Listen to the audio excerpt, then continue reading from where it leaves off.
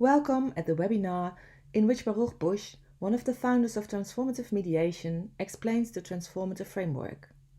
This webinar was organized on November the 26th, 2020 by the Stichting Het Transformatieve Model, the Dutch liaison of the Institute for the Study of Conflict Transformation.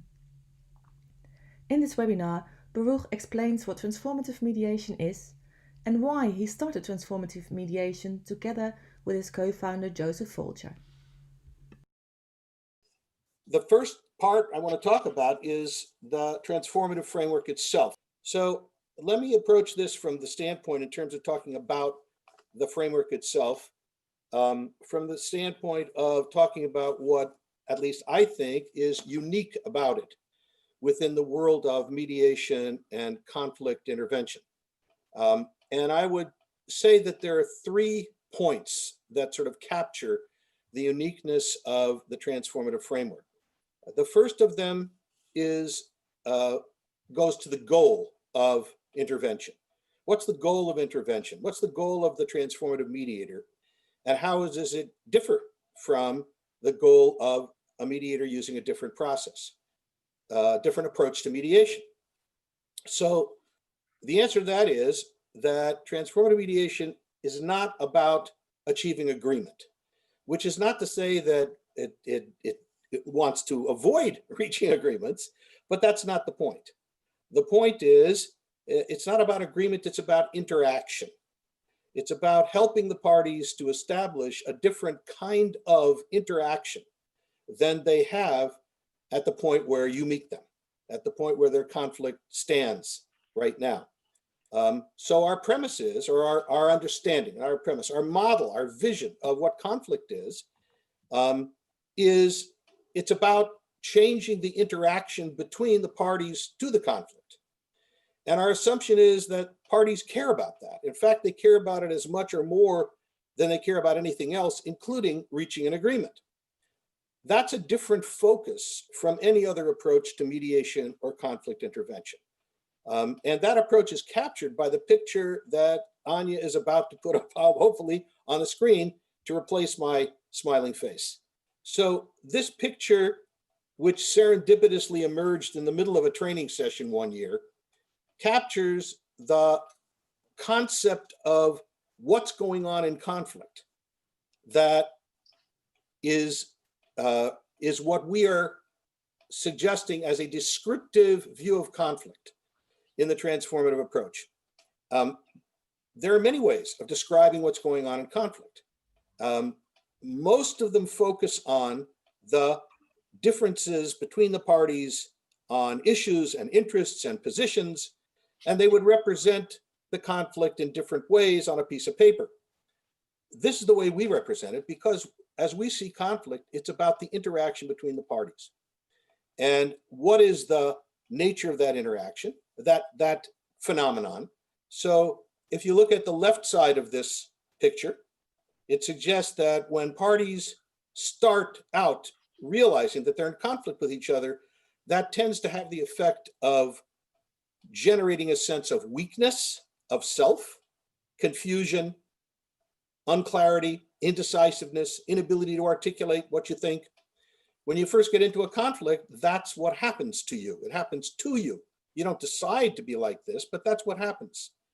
And as that happens, and that's what these lines go, these sort of half circles going up and down between weakness and below that self-absorption, there's a kind of vicious cycle that develops. The weaker I feel in myself, the more self-absorbed and hostile I become towards you. So this vicious cycle of weakness and self-absorption meaning what? Meaning consciousness of only myself, non-recognition of you, hostility to you, closedness, suspiciousness, all of these things are part of the lower left-hand side of that diagram.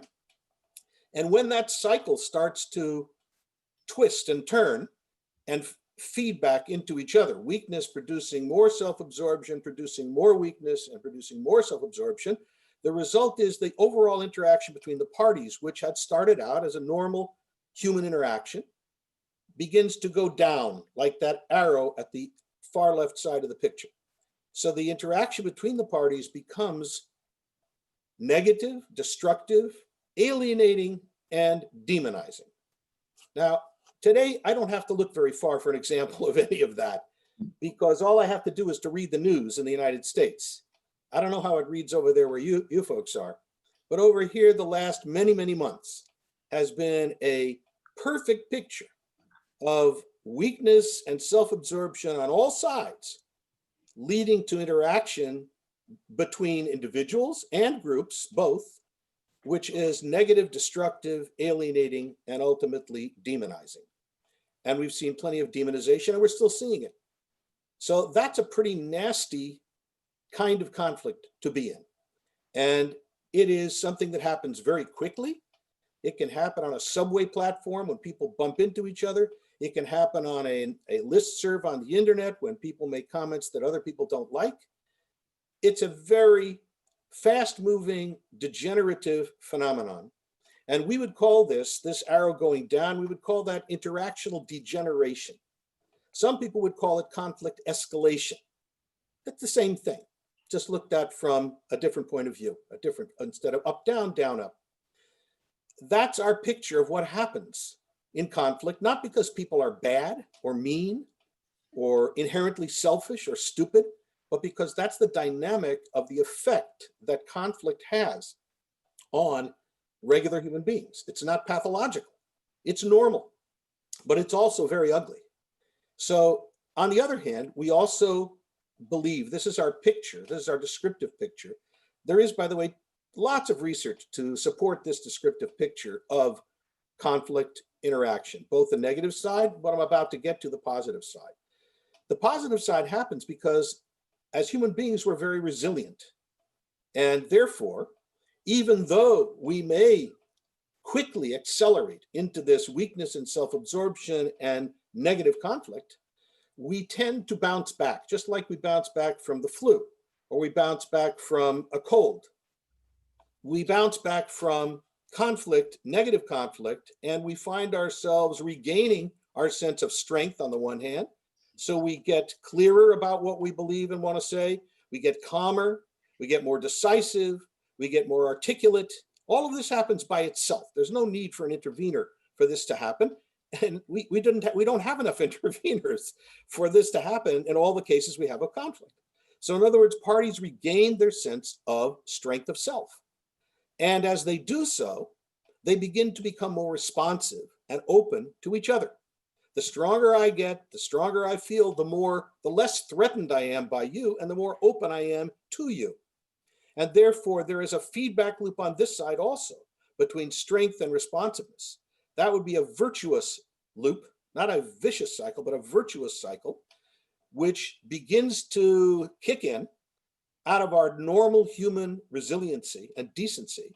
And the result of it is, even without any intervention, and that's the dotted line going across the bottom of the page and up to the top, that the interaction between parties to conflict regenerates itself into a kind of positive, constructive, connecting, and humanizing interaction, even when we've achieved no agreement at all. So we can still be in conflict, but our conflict is a positive and constructive conflict, not a negative and destructive conflict. Now that's our descriptive picture of what happens, what actually happens in conflict. Now, this is our picture. This is where we start with the transformative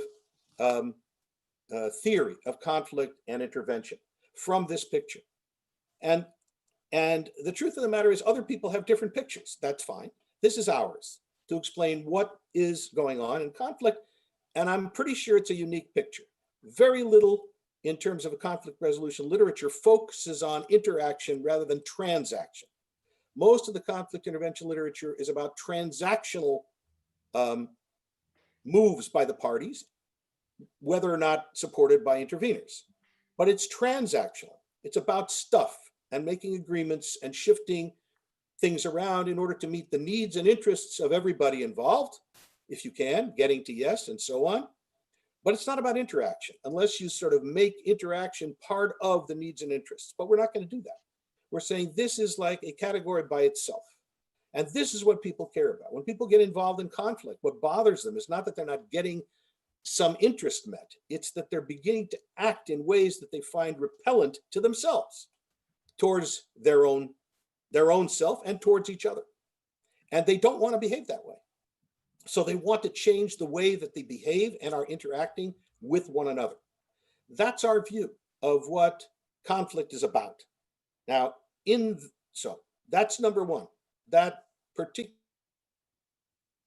what conflict represents to parties. We think that this is what people think, not what we think as interveners. We believe, based on quite a bit of research, that this is what matters to people. This is what's really bothering them in conflict. And therefore, they want to do something about it. They want to basically get out of the lower left-hand corner. They want to get out of negative interaction, and they're stuck in it because people do get stuck. The vast majority of the time, people make this shift from negative back to positive conflict by themselves. If they didn't, we'd have a far higher murder rate. We'd have an infinitely higher divorce rate. We'd have all kinds of horrible social consequences. But people bounce back by themselves. But sometimes they don't. And when they don't, and they get stuck in the destructive, negative, demonic cycle, that's really horrible for everybody and for everybody around the parties to conflict. So that's when an intervener is needed. That leads us to step two, to point two, about the transformative view. And I may not connect this instantly, but I'll try to do it eventually. And that is that the only thing that enables people to move out of negative destructive conflict and towards positive conflict, the only thing that helps to do that are things that they do for themselves. No one can do that for parties to conflict. You can't get people to be stronger. You can't get people to be more understanding or responsive to each other. You can't get people to do any of those things. Lots of times my students, my people that I talk to are talking, well, how do I get the parties to XYZ? As soon as I hear that word get, how do I get the parties? I know that they're on the wrong track, because you can't get people to do these things. What you can do is you can support parties' decisions to do things for themselves. And that's where the second unique point comes in about the transformative model, and that is the idea of self-determination. Now you would say, well, what is unique about that? Come on, everybody knows. Mediation is all about self-determination. It always has been from the earliest, glimmerings of the modern mediation field in the 60s and the 70s, and I was there at that time. Everybody talks about self-determination as the core value of the process. It's what the process is all about. Everyone agrees on that. So what I would say about that is that is terrific rhetoric. It's terrific language, but it has very, very little to do with what actually happens on the part of mediators and interveners in the mediation process, which is to say that overwhelmingly, the research tells us that mediators are not supportive of party self-determination, of party decision-making. Overwhelmingly, mediators are, our word for it is, highly directive. They control things, they manage things, hence terms like conflict management. They decide what should happen in the process, and they persuade the parties to go along with what they want. And sometimes they persuade nicely, and sometimes they persuade not so nicely, but by the exercise of various kinds of manipulations and even pressure. So for us, the unique thing about transformative mediation is we take self-determination seriously. I think I even wrote an article called Taking Self-Determination Seriously, meaning that for us, there is no such thing as mediation unless the parties are making the decisions. For us, mediation is a party-driven, party-centered process, always. So one of our premises is that mediators, this is one of our, we could call it a slogan, but I like slogans. The slogan is that as a mediator, I support and never supplant party decision-making. That's what I do. About everything, at every stage of the process. I am never going to step in and take over a decision from the parties themselves, whatever it's about process, about outcome, about the order of discussion, about the language being used, about the issues to be discussed, about the solutions to be considered. Nothing. It's not any of it my business, And my decision, it's the decision of the parties. And my role there is to support them in making their own decisions about all of these things in the process. That's all I do. It doesn't mean I don't do anything. Doesn't mean I don't do anything. In fact, there's a lot of activity on my part. Anyone who has read our book on mediation, The Promise of Mediation, and the transcript of something called the Purple House mediation in that book will know that mediators in the transformative approach do a lot of things. They don't just sit there like quote unquote potted plants. But everything that they do is justified as a way of supporting party decision making, including decisions parties make about how to see each other, which is part of self-determination, although it goes to the second wing of what we talk about, which is inter-party recognition, the way parties see each other. So this is the second major innovation, I think. It's not really, you can't consider it an innovation because everybody always believed in the centrality of self-determination.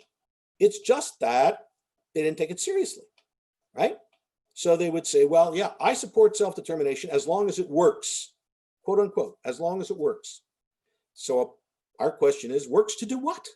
And usually the answer to that question is works to get parties closer to an agreement. And when that process is stalling, when the parties are not moving, when we reach an impasse, then I, have to become a little more directive. I have to do a little bit of supplanting. My students always ask me this. When can we do a little bit of supplanting? And my answer is never, never, never, never. Then you're not a transformative mediator anymore. And that's unique.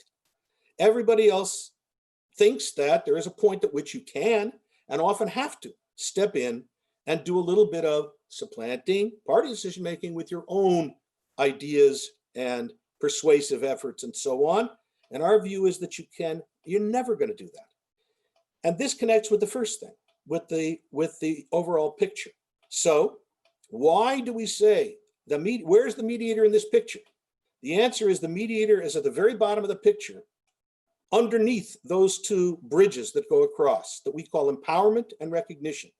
These are shifts that the parties themselves make based on their own choices and that help them to shift from weakness to strength and from self-absorption to responsiveness or connection with each other.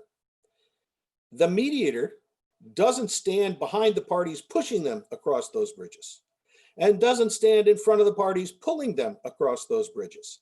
The mediator stands right underneath the bridges, supporting the actions that the parties take to walk, run, or jump across those bridges. That's my role as a mediator, to support and never supplant party self-determination and decision-making and inter-party perspective taking and recognition.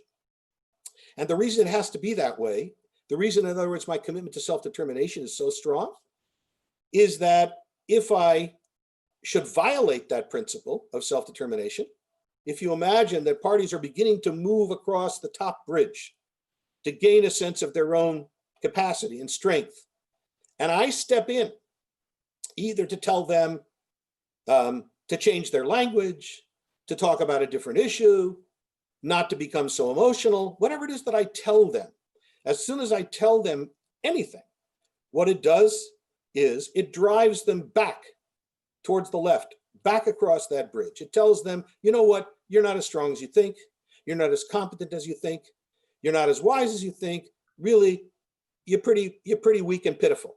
Let me do this, and you just follow my lead. That's what my intervention, when it supplants their decision-making, that's what it does. It disempowers them, it delegitimates them, one could say it infantilizes them. It does anything but help them to move from weakness to strength. Therefore, my commitment to self-determination has to be so strong because without it, there's no such thing as conflict transformation. The top bridge is the one that drives everything else in this picture. As parties gain strength, they almost automatically tend to open up to each other. So the top bridge or arrow leads to the bottom one. And the two of them together lead to the overall movement from negative and destructive conflict to positive and constructive conflict. And if I don't support party decision making, if I don't support practically self-determination, then I never let the process get started. Or if it does get started, I interrupt it and drive it backwards. And that's the explanation for why my commitment to self-determination is so strong. And again, I think this is a second piece of what's unique about our work.